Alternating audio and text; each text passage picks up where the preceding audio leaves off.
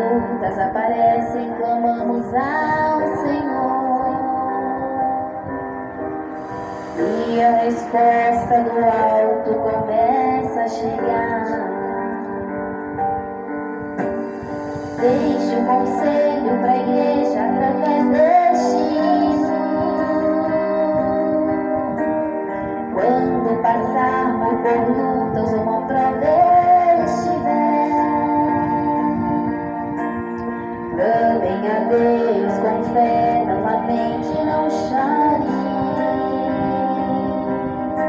Por mais que estejas caído, Ele te põe de pé. Hayford foi avisado pelo interfone do condomínio onde morava que o motorista de Haight o aguardava. O motorista o conduziu até o espaçoso Mercedes branco e abriu a porta traseira. Havia lugar para sentar-se ao lado de Haight, mas Hayford preferiu sentar-se de frente para ela. Haight cumprira o prometido de não se vestir em exagero, mas mesmo com poucos enfeites, ela estava encantadora. Ele resolveu não comentar. A preocupação estava estampada no rosto dela. Fico muito grata por ter concordado em se encontrar comigo. Claro que concordo em me encontrar com você. O que houve? Haight olhou de relance para o motorista. É melhor conversarmos durante o jantar, ela disse. Vai ser no bistrô. Você concorda? Buck permaneceu imóvel diante das testemunhas enquanto o sol se punha no horizonte. Olhou ao redor para ter a certeza de que não havia mais ninguém ali. É só isso o que tendes a me dizer? Que ele está na Galileia? De novo, sem movimentar os lábios, as testemunhas falaram. Quem tem ouvidos para ouvir, ouça. Galileia? Será que a Galileia ainda existia? Por onde e quando Buck deveria começar a buscar? Com certeza, ele não queria vasculhar a área durante a noite. Precisava saber para onde deveria ir. Ter alguma indicação. Virou-se para trás para ver se havia táxis por perto. Avistou alguns. Voltou a olhar para as testemunhas. Se eu voltar aqui mais tarde, poderei ter mais informações? Moisés afastou-se da cerca e sentou-se no chão, encostado na parede. Eli fez um gesto e disse em voz alta: as aves do céu têm seus ninhos, mas o filho do homem não tem onde reclinar a cabeça. Não compreendo, disse Buck. Preciso de mais informações. Quem tem ouvidos... Buck estava frustrado. Voltarei à meia-noite. Estou suplicando a vossa ajuda. Eli também estava se afastando. E eis que estou convosco sempre, até a consumação do século. Buck partiu, planejando voltar, mas sentindo um estranho entusiasmo por aquela última promessa misteriosa. Aquelas foram palavras de Cristo.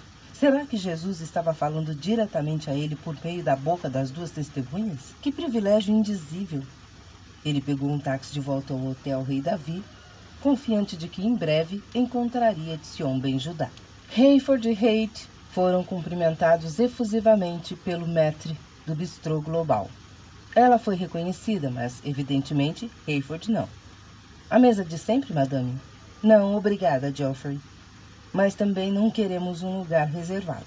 Eles foram conduzidos a uma mesa para 4 pessoas.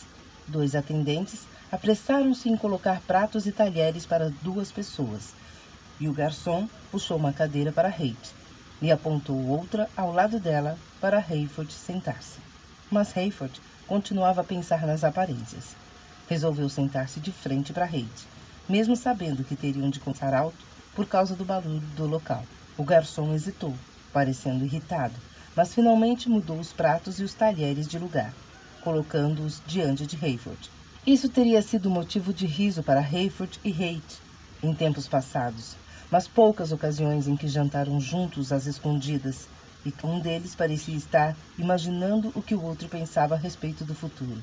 Haight tinha sido mais atrevida que Hayford, embora ele nunca a tivesse desencorajado. Os aparelhos de TV do bistrô levavam ao ar notícias da guerra ao redor do mundo.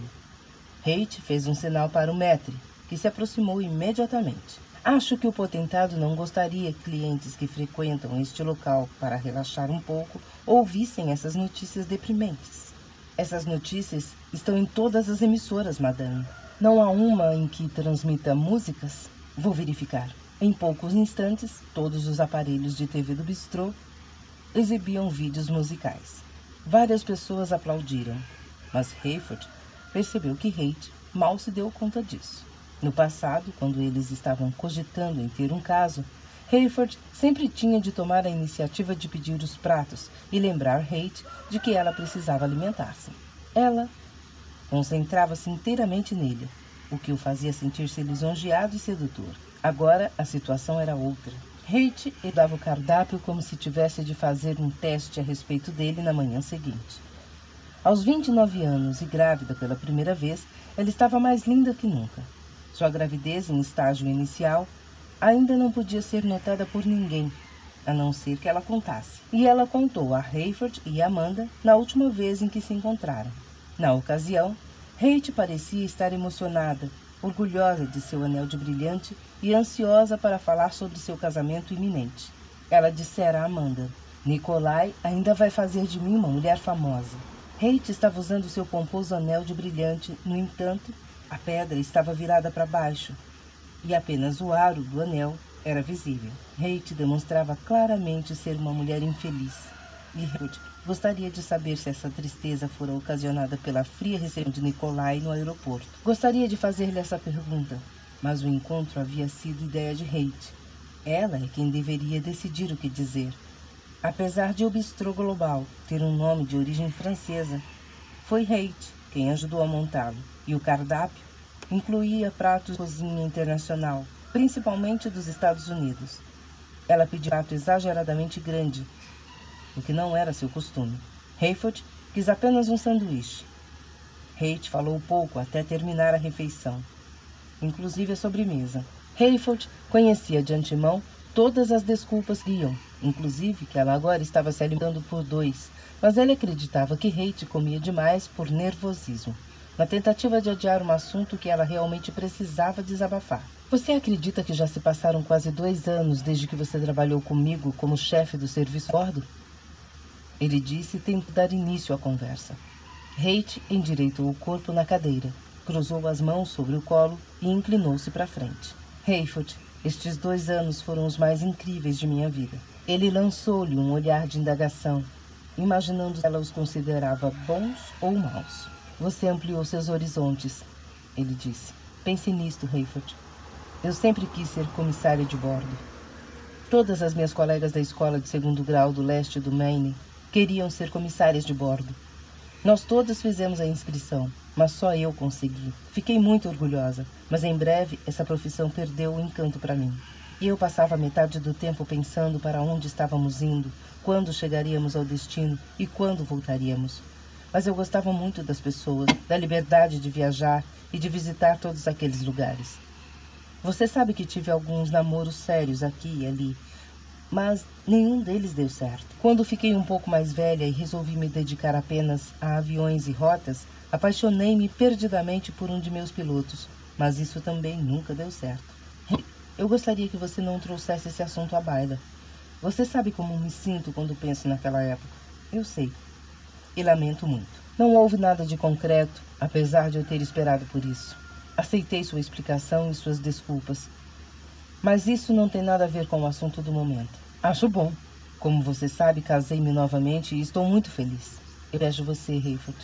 Pensei que você e Nikolai iam se casar. Eu também. Agora não tenho mais tanta certeza. E nem sei se quero. Se você quiser falar desse assunto, estou disposto a ouvir. Como não sou especialista em assuntos do coração, provavelmente não terei nenhum conselho a dar, mas posso ouvir. Se é isso que você deseja. Aguardou até que os pratos fossem retirados da mesa e disse ao garçom: Ficaremos aqui por mais algum tempo. Vou anotar isso em sua conta, disse o garçom. Duvido que alguém tenha coragem de afugentá-la daqui. Ele sorriu para Hayford, parecendo ter gostado de seu próprio senso de humor. Hayford forçou um sorriso. Depois que o garçom se afastou, Haight sentiu-se livre para prosseguir. Hayford, talvez você não saiba, mas tive uma queda por Buck Williams. Você deve lembrar-se de que ele estava em nosso avião naquela noite.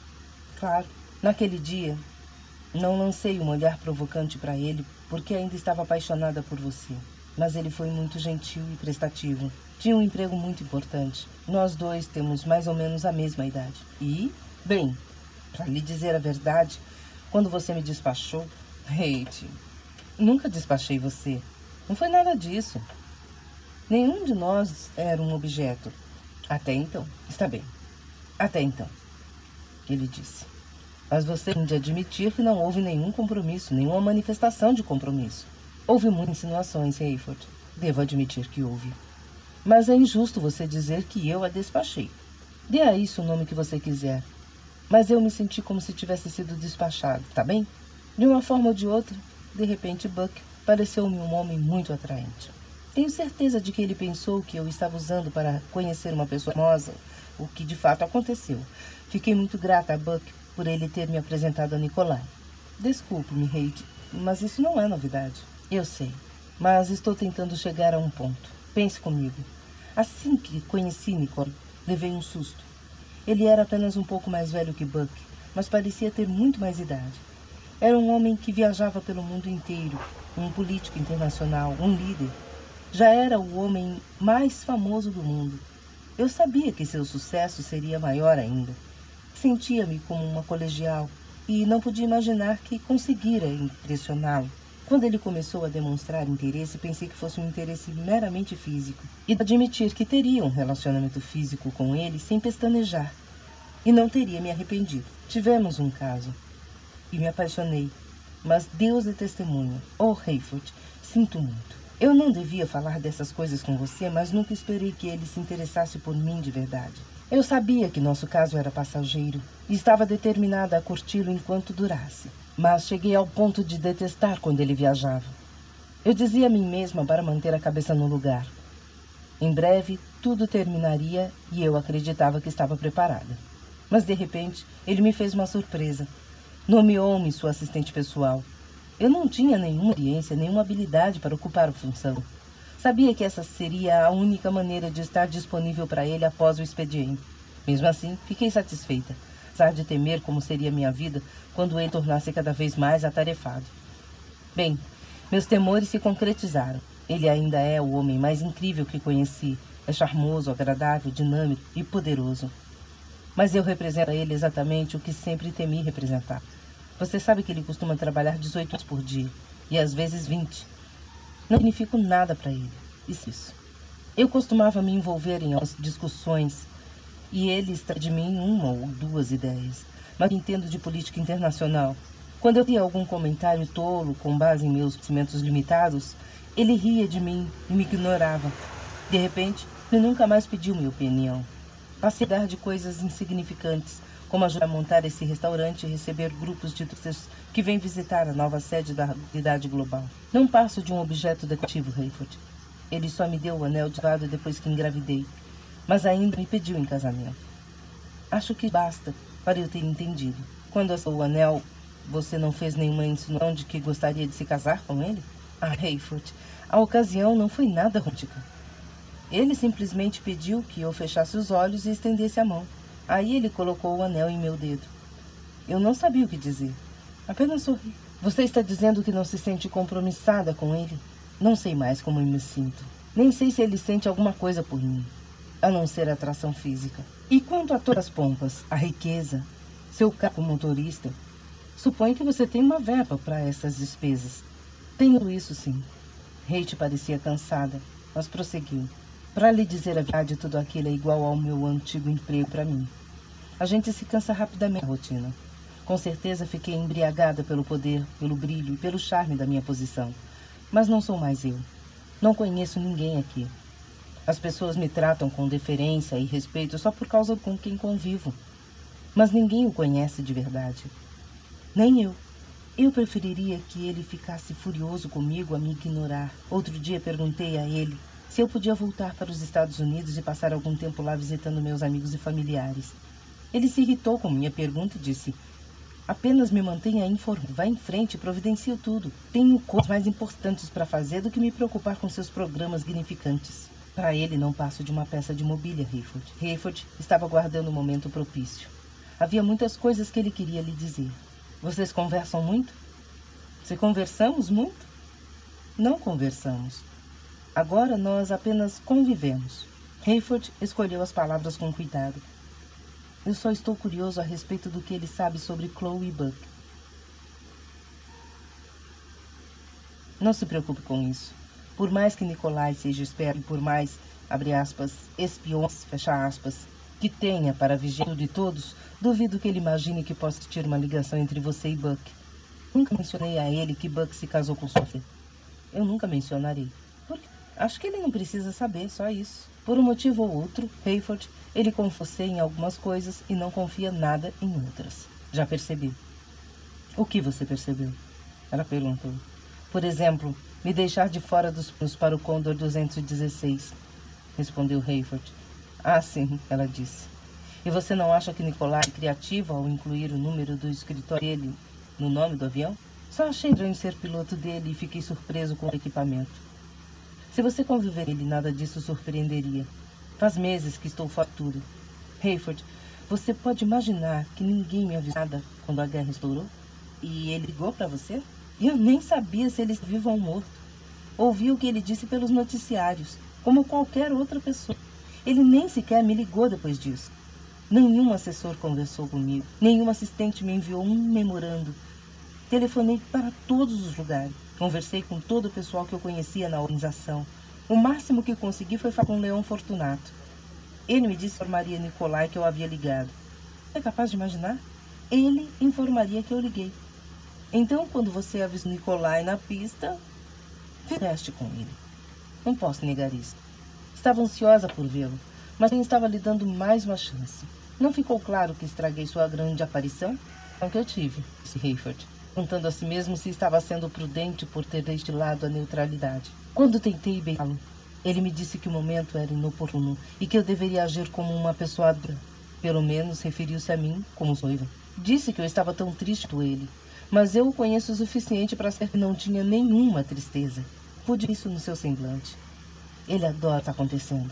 E apesar do que diz, ele está no centro de tudo isso. Fala como um pacifista, mas espera que o povo o ataque para que ele possa praticar sua retaliação. Fico aterrorizada e fico triste ao tomar conhecimento das mortes e destruições. Ele voltou para cá, para o seu palácio, indo compartilhar a dor dos povos do mundo. Mas no íntimo dele, ele está comemorando e ainda achando pouco. Está esfregando as mãos, fazendo planos, maquinando estratégias. Neste momento ele está reunido com sua nova equipe. Não dá para imaginar o que estão tramando. O que pretende fazer, Hate? Isso não é para você. Ele não quer mais que eu trabalhe no escritório. Hayford sabia disso, mas não deixou transparecer. Como assim? Fui demitida hoje, pelo meu próprio noivo. Ele me perguntou se podia encontrar comigo em meus aposentos. Seus aposentos? Não estamos vivendo juntos. Durmo em meus aposentos no final do corredor e ele me visita de vez em quando no meio da noite, entre uma reunião e outra. Faz um bom tempo que tenho sido a garota de luxo que mora no quarto lado. E o que ele queria? Pensei que eu soubesse. Achei que ele tinha estado longe por um tempo e queria o de costume. Mas ele me disse que estava providenciando uma substituta para mim. Quer dizer que você está fora da jogada? Não. Ele ainda me quer por perto. Ainda quer que eu dê à luz ao filho dele. Só acha que o emprego está além de minha capacidade. Eu lhe disse, abre aspas, Nikolai, aquele emprego sempre esteve além da minha capacidade, desde o início. Nunca tive habilidade para ser secretária. Eu era uma boa em relações públicas e sabia lidar com as pessoas, mas fazer de mim uma assistente pessoal foi um erro, fecha aspas. Sempre achei que você tinha capacidade para ocupar essa função. Obrigado por isso, Hayford. Mas a perda daquele emprego deu-me um certo alívio. Um certo alívio? Sim. O que seria? Perguntei a Nikolai o que o futuro reservava para nós. Ele teve a audácia de... Abre aspas, nós? Fecha aspas. Eu disse, abre aspas, sim, nós. Estou usando o anel que você me deu e carregando seu filho no meu ventre. Quando nossa união vai tornar-se permanente? Buck despertou assustado. Estava dormindo. Já era noite. Ele acendeu a lâmpada e consultou seu relógio. Faltavam algumas horas para seu encontro com Moisés e Eli à meia-noite. Mas o que seu sonho tinha a ver com tudo aquilo? Ele sonhara que era José, o marido de Maria, e ouvira um anjo do Senhor dizendo, abre aspas, levanta-te, foge para o Egito e permanece lá até que eu te avise. Fecha aspas. Buck estava confuso. Nunca havia se comunicado com ninguém em sonhos, nem mesmo com Deus. Sempre considerara os sonhos como aberrações baseadas em acontecimentos do dia a dia. Agora ele estava na Terra Santa, pensando em Deus, pensando em Jesus, comunicando-se com as duas testemunhas, tentando manter-se afastado do anticristo e do seu bando. Fazia sentido ter sonhos relacionados com histórias bíblicas. Ou será que Deus estava tentando dizer-lhe que ele encontraria bem Judá no Egito, e não no local onde as testemunhas pareciam indicar? Os dois sempre falaram de maneira muito cautelosa. Ele teria de perguntar-lhes como podia compreender as referências bíblicas, sendo tão novato nesses assuntos. Queria dormir até às 11h30, antes de ir para um táxi até o Muro das Lamentações, mas teve dificuldade em dormir por causa do sonho esquisito que não lhe saía da cabeça. De uma coisa ele estava certo: não queria ir para nenhum lugar nas proximidades do Egito, principalmente depois de ouvir as notícias sobre a guerra no Cairo. Estava a pouco mais de 300 quilômetros do Cairo, em linha reta. Seria arriscado, mesmo que Carpátia não tivesse usado armamentos nucleares sobre a capital egípcia. Buck permaneceu deitado de costas, pensando. Hayford estava arrasado. O que poderia dizer à sua velha amiga? Kate estava sofrendo muito e completamente perdida. Hayford não podia deixar escapar que ele e seus amigos sabiam que o amante dela era o anticristo. O que Hayford não queria era suplicar que ela aceitasse o Cristo. Mas ele já não tinha feito isso naquela vez? Já não lhe tinha explicado tudo o que acontecera após os desaparecimentos aos quais ele agora se referia como arrebatamento? Ele conhecia a verdade. Pelo menos conhecia o que ele acreditava ser a verdade. Ele tinha aberto seu coração a Chloe, a Buck, em um restaurante de Nova York, e sentiu que deixara em posição incômoda para ter repetido tudo o que lhe dissera antes naquele mesmo dia em particular.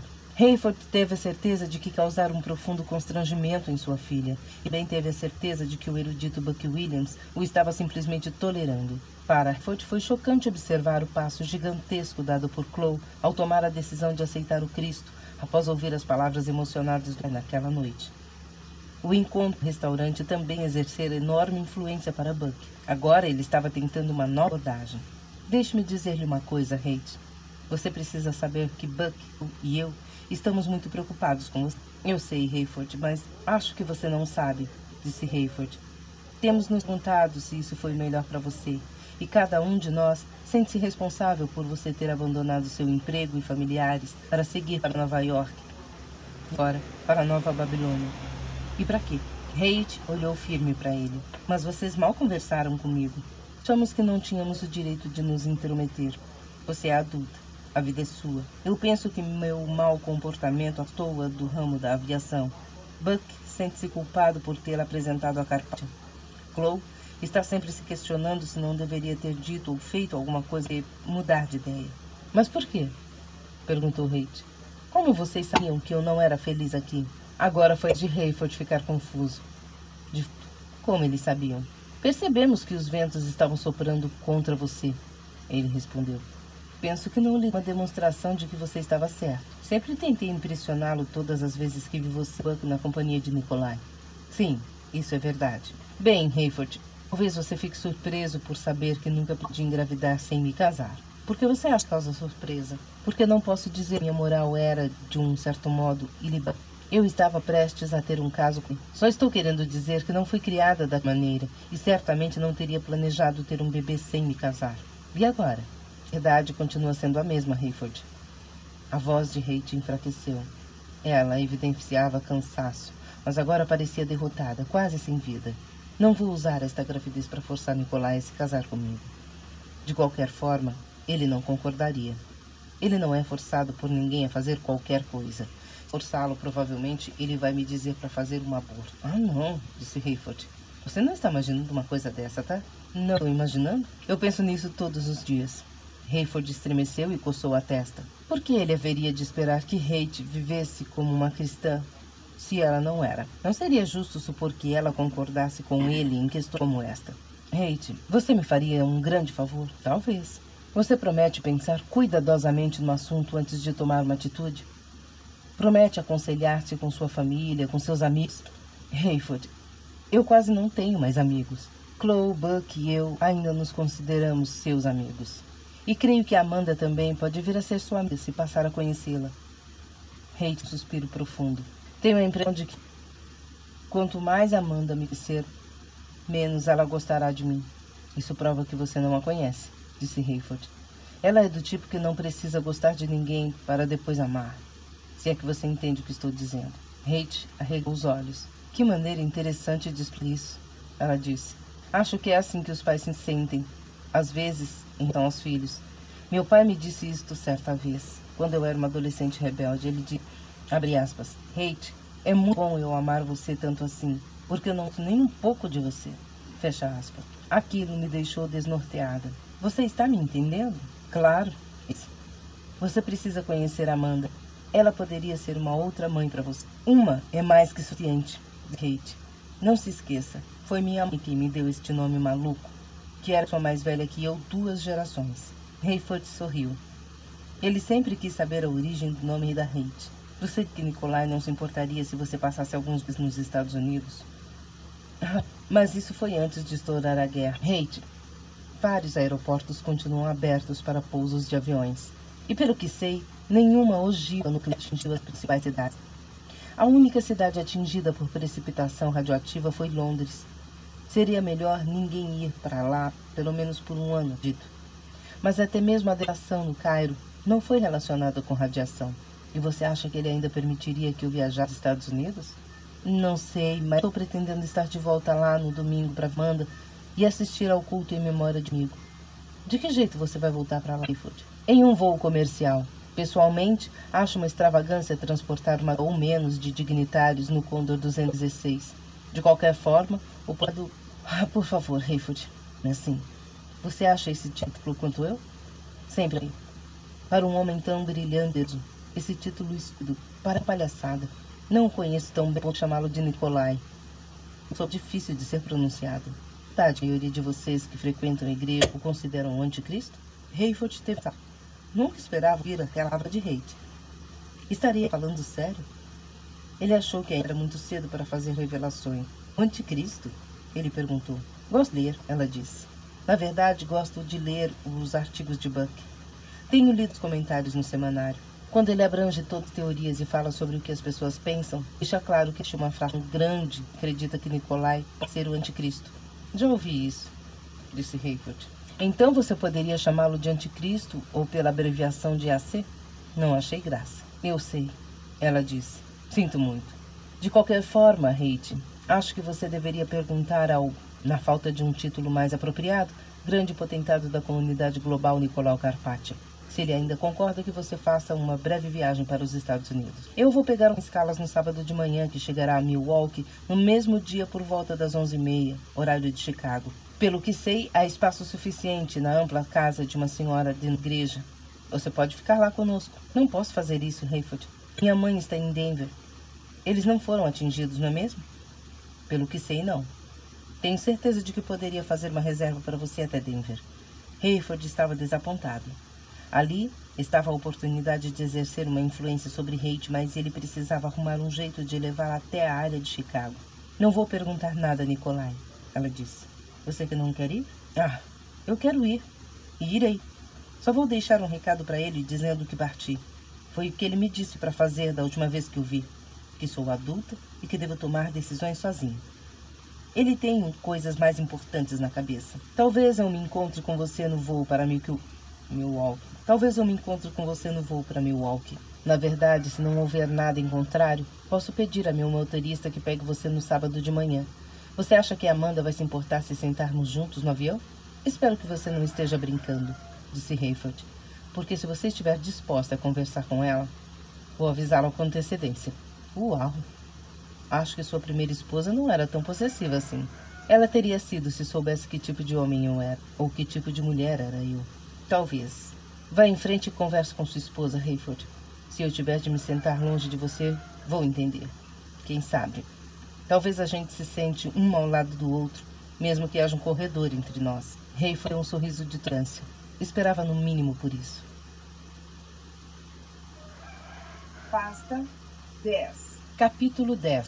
Ao sair do hotel Rei Davi aquela noite, Buck teve um pressentimento de que deveria levar sua mochila.